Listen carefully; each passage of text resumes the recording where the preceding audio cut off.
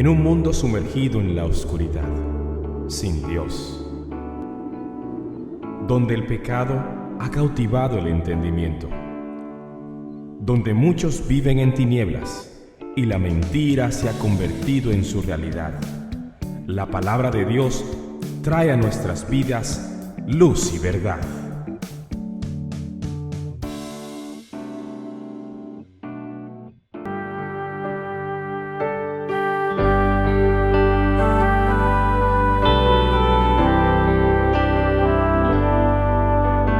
Ahora imagínate a un creyente quien tiene una hija, su única hija, y esta única hija ocurre que se va con un hombre a escondidas de su madre y de su padre.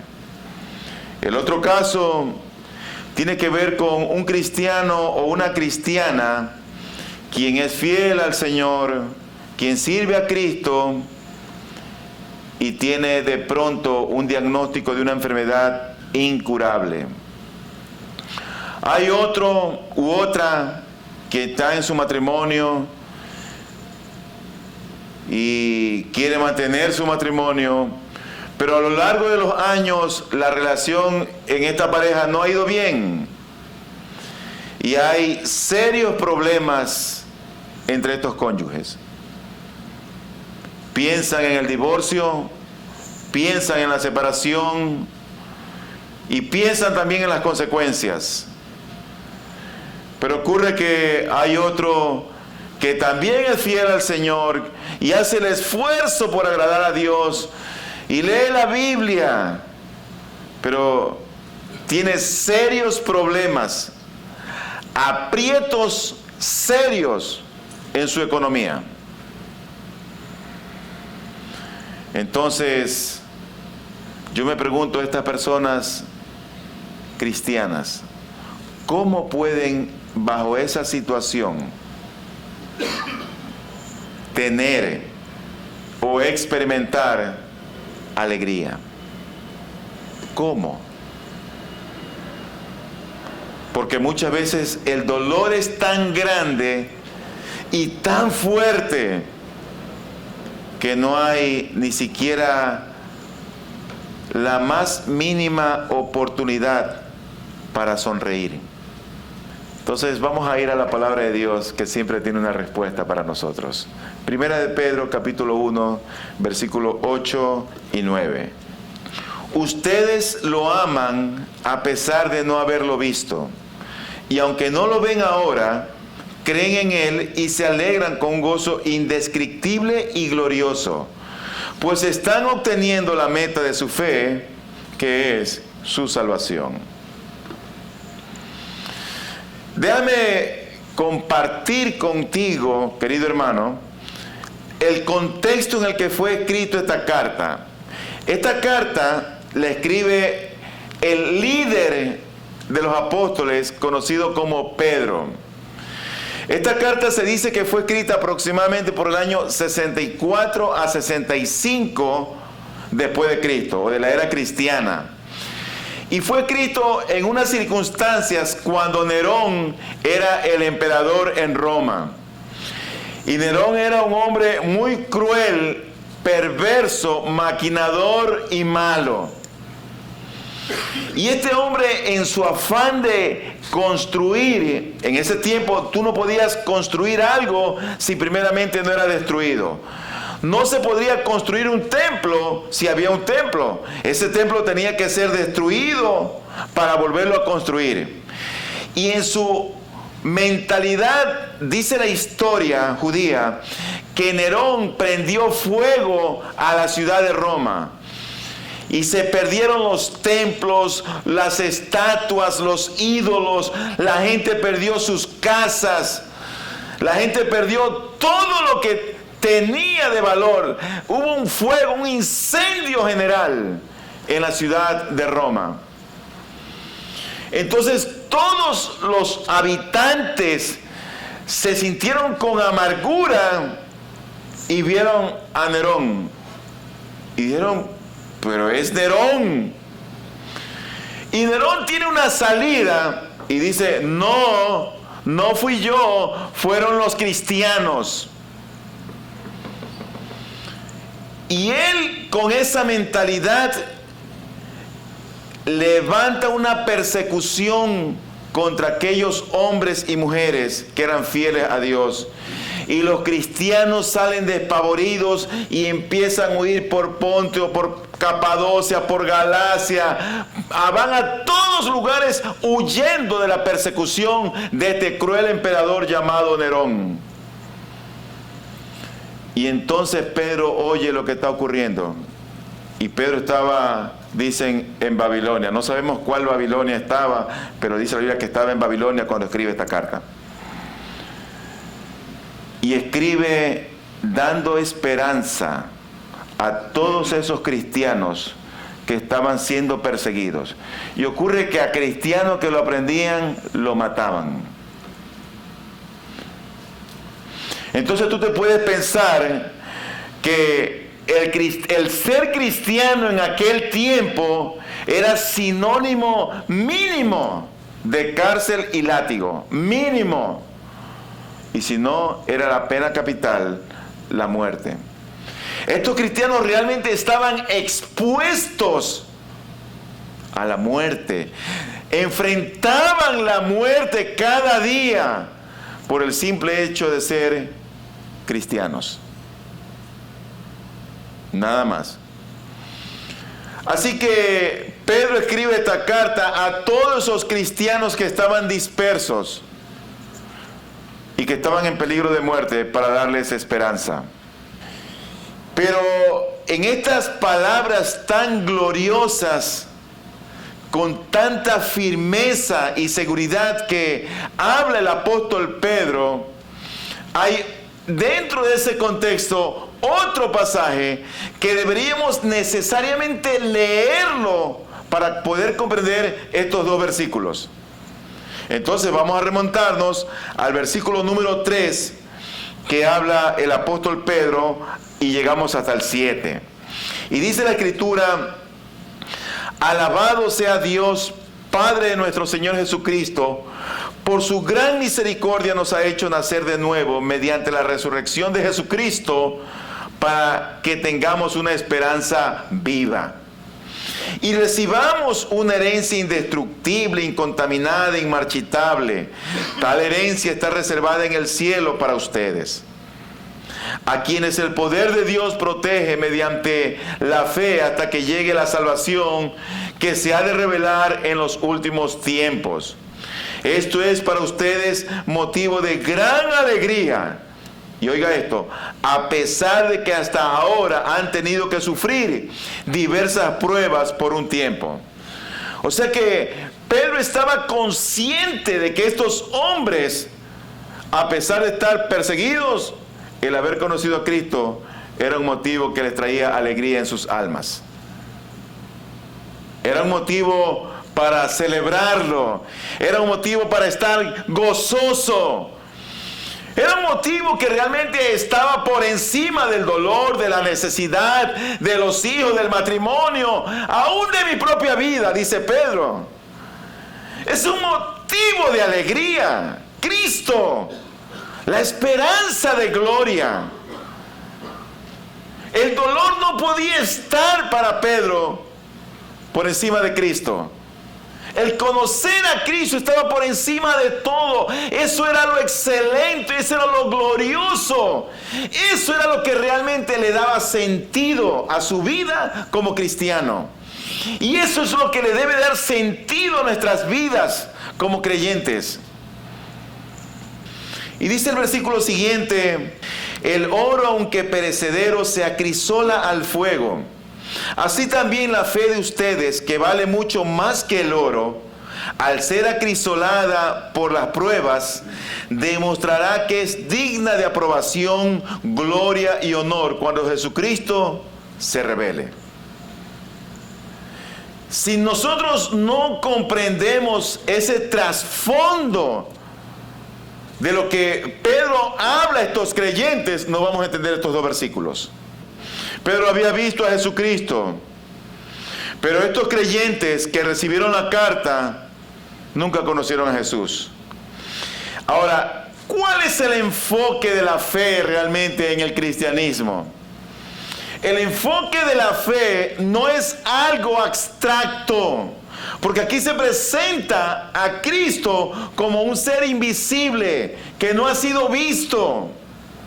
El enfoque de la fe nunca es algo abstracto, jamás, sino más bien es el conocimiento de alguien a quien nosotros lo podemos llegar a conocer sin haberlo visto.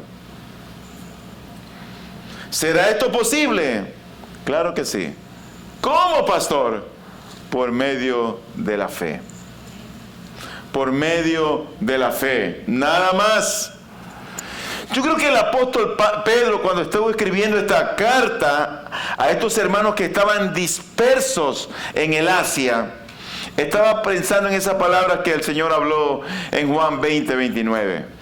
Donde dice la Biblia, porque me has visto, has creído, le dijo Jesús, dichosos los que no han visto y sin embargo creen. Porque realmente, si tú entiendes lo que el Señor ha hecho en tu vida, eso solamente tiene un objetivo final: amar a aquel que hizo todo por mí. Amén. Y eso eran estos hombres, cristianos perseguidos. Y permíteme compartirte algo, dar una palabra: personas asustadas, pero sin temor. En segundo lugar, dice la Escritura, y aunque no lo ven ahora, creen en Él y se alegran con un gozo indescriptible y glorioso. ¿Cómo podía ser Jesús el motivo de alegría para estos hombres en problemas, para estas mujeres perseguidas, escondidas en cuevas, huyendo? Cristo era su esperanza y por eso lo amaban. No era un imperio, no era un país, no era una ciudad, era una persona. La persona de Jesús. Pero cuando llegamos a este versículo 8 nos dice, y aunque no lo ven, ahora creen en Él. Creen en Él. ¿Cómo es posible a alguien a quien yo no he visto creer en Él? Qué difícil que resulta eso para la mente humana. ¿Cómo puedo creer en alguien a quien nunca he visto? Creer en Él si nunca lo he visto. Una vez más, ese es el resultado de la fe. Nosotros creemos a sus promesas. Creemos su palabra. Creemos lo que la Biblia dice. Creemos todos los principios escriturales que están aquí, que son para nuestro bien. ¿Cómo alguien puede realmente creer algo que dijo alguien si yo no lo he visto? Ese es el resultado de nuestra fe en Dios. Pero me llama muchísimo más la atención porque parece ser que en este pasaje el centro de atención es justamente eso. Y dice, y se alegran con un gozo indescriptible y glorioso. Volvamos al ejemplo o al ejercicio inicial que hicimos. Ponte tú en un cristiano que está atravesando esas pruebas, que no es por causa de Cristo. Estos cristianos estaban padeciendo por causa de Cristo. ¿Y cuál era el resultado o su actitud de ellos? Mira lo que dice ahí. Creían en Él y al mismo tiempo se alegraban con un gozo indescriptible y glorioso. Esta era la actitud de ellos. La prueba no los derrumbó. El dolor no los apagó. la situación difícil por la que estaban atravesando no fue un motivo para quejarse, ni lamentarse, ni dar un paso atrás. Ellos se alegraron con un gozo, dice la Biblia, indescriptible. Ahora, ¿cómo es posible que con este dolor, con esta persecución, con esta prueba, yo pueda alegrarme y pueda gozarme? Bueno, lo primero que debemos saber es que el gozo es un fruto del Espíritu Santo de Dios. Y que ese gozo o ese Espíritu Santo Dios los da a sus hijos. Ellos estaban alegres, ellos estaban contentos, ellos estaban felices. ¿Tú sabes por qué?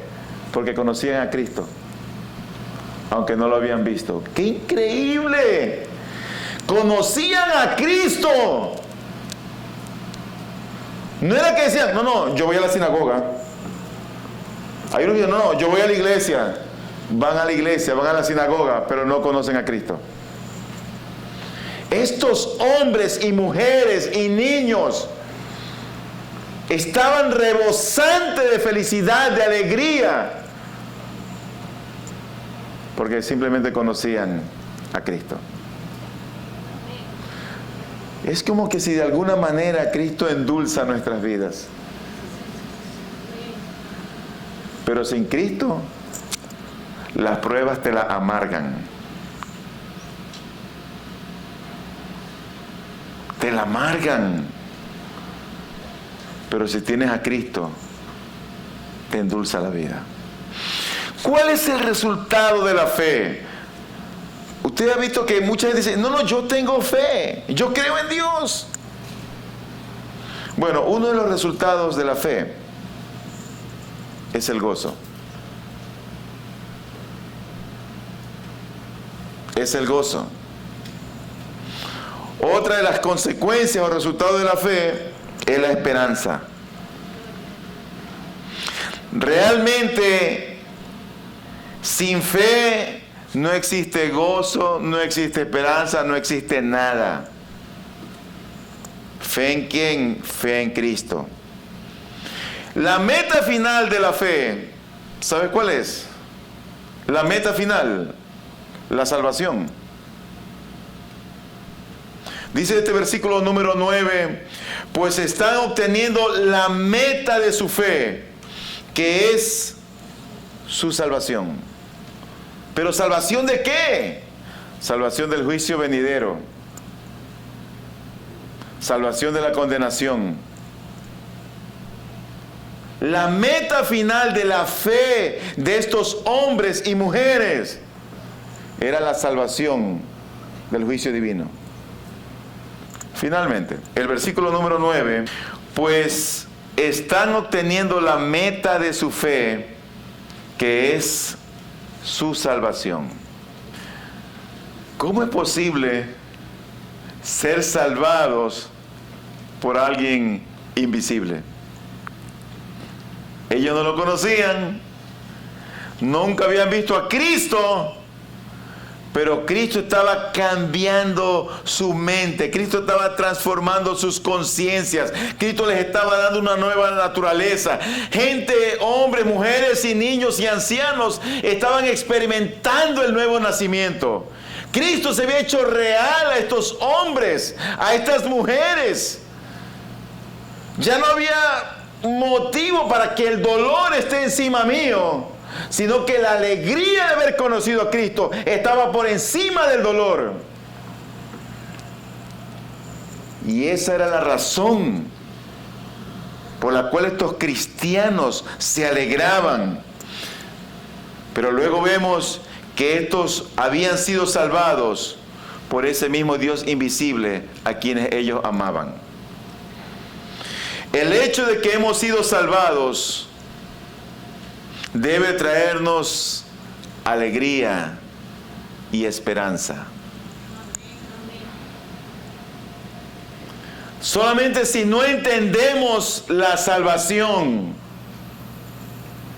será como palabras vacías y huecas, como címbalos que hacen solamente bulla, pero no las vamos a comprender. Solamente cuando entendemos lo que Cristo ha hecho por nosotros, la salvación que nos ha dado, eso debe traernos alegría y esperanza. No hay motivo para estar triste. Pero en estos pasajes, para los que aman y los que creen en Jesucristo, la salvación es operada y ellos lo entienden así, y Pedro se los muestra así, que la salvación operada es pasada, presente y futura.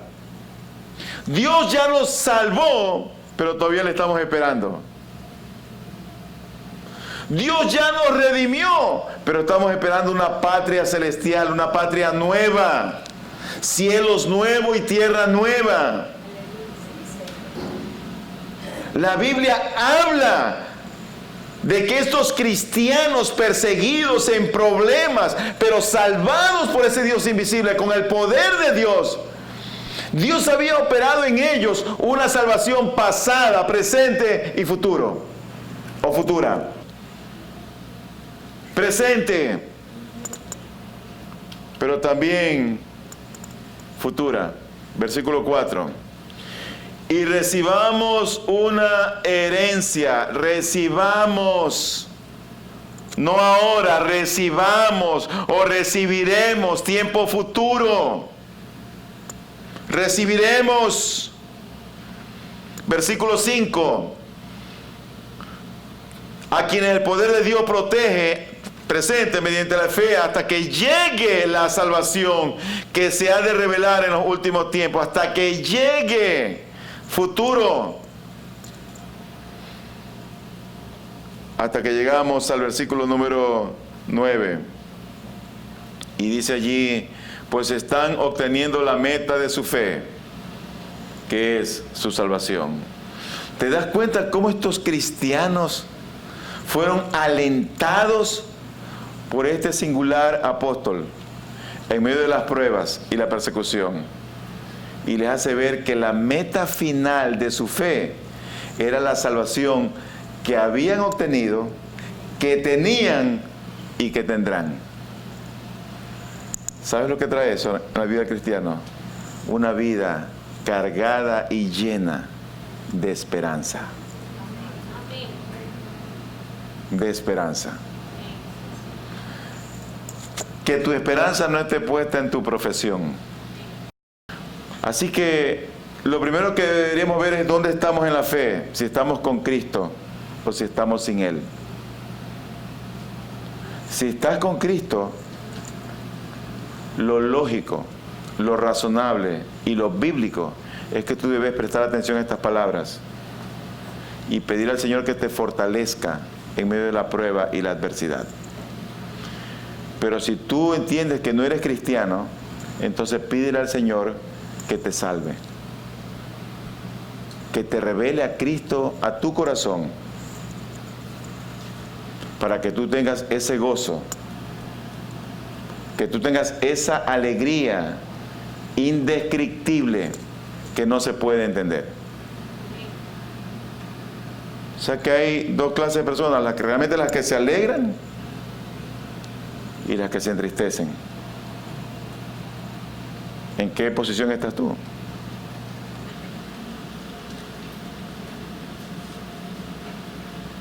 Oro a Dios que en verdad Cristo sea siempre la roca de nuestra salvación. Amén. Que Cristo el Señor esté nuestra esperanza, esté aún nuestras pruebas, y que en Él nos gocemos y nos alegremos. Luz y Verdad llega hasta usted gracias al compromiso y trabajo de personas e instituciones por la causa del Evangelio. Para obtener más información sobre nuestro ministerio y el trabajo que realizamos, ingrese a nuestra página web www.ibpg.es. Deseamos que este mensaje de la palabra de Dios traiga a su vida luz y verdad.